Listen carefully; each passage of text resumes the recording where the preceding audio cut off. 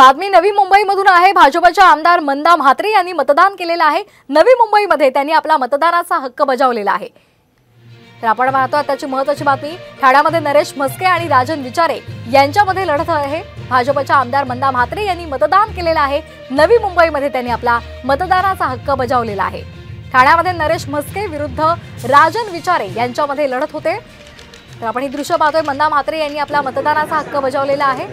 आपल्या कुटुंबियांसमवेत त्या मतदान केंद्रावर पोहोचल्याने त्यांनी मतदान केलेलं आहे।